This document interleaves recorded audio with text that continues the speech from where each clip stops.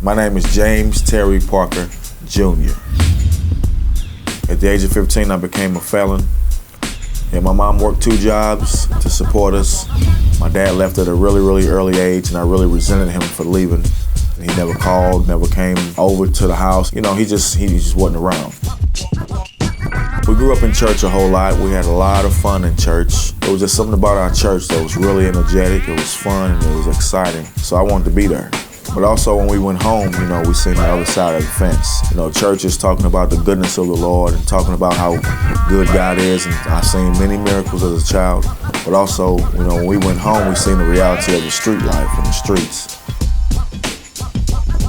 When I was 15, getting in trouble and going to jail became a real common thing with me. I was always going to jail, even for the littlest things. I mean, we can get pulled over. You know, I'd be the only one out of the 10 that got arrested every time. It never failed.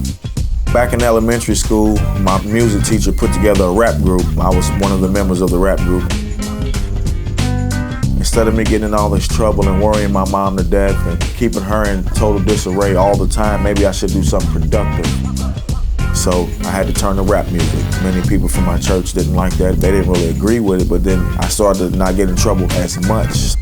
Somebody told me about a studio that was in Park Hills. The way I traveled was always with a big group of people. And I was just getting my feet wet, doing my own thing and trying to form a group. We spent a whole lot of money on one song that didn't even really go anywhere. We tried and we respectfully went our separate ways as far as a group thing.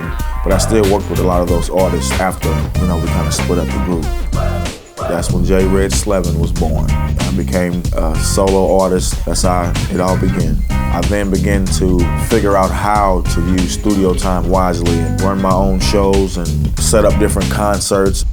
One of the high points of my career is when I won a contest to open up for Bone Thugs-n-Harmony, which is a Grammy award-winning group. They did so many projects with so many famous rappers, and it really catapulted my career in a place to where I was way more recognized. And that was the first time I ever seen 6,000 people. Skyrocketed my career to where I wanted to be in my recognition as a rapper, and things was looking up.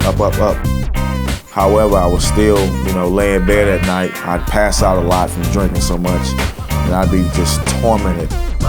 When the fame and the fun and all the people and everybody leaves you and the rush of being on stage and all that wears off, you still have to go home by yourself and you still have to deal with the reality. And I began to notice that I just wasn't satisfied with the lifestyle of a rapper.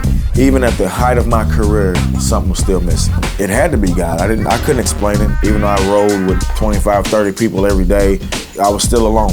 You know, I still felt a yearning for something else. I want you to know that I'm not proud of, you know, what I used to be or what I used to do. And I went back in the back of my office. I had no idea, you know, what was about to happen that day in my life. But I went back there, smoked my little weed, and, you know, began to, you know, get ready for the day. And I kind of shrugged it off. I didn't, you know, really pay no attention. I even went out of the office a few times, you know, just feeling strange. And I went back in there again. To make a long story short, I gave my life to the Lord that moment. And then God began to show me, just like that, He began to remind me of all of His mercies and all of His grace. And all the times He spared me when I could have been killed, head-on collisions, guns pulled on me.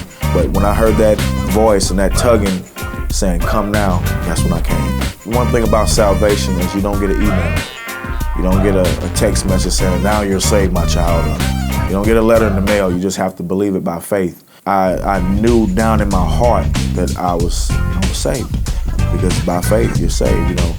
And at that very moment, that's when JRed died. I stopped hanging out at parties. I stopped hanging around my friends. I distanced myself.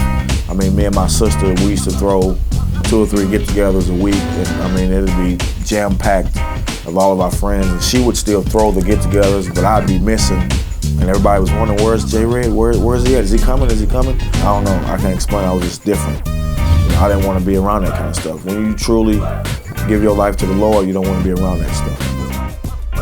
I'm going to tell everybody out there something. The day that I gave my life to Jesus Christ, that's when James Terry Parker Jr. was really born. That's the best decision I've ever made.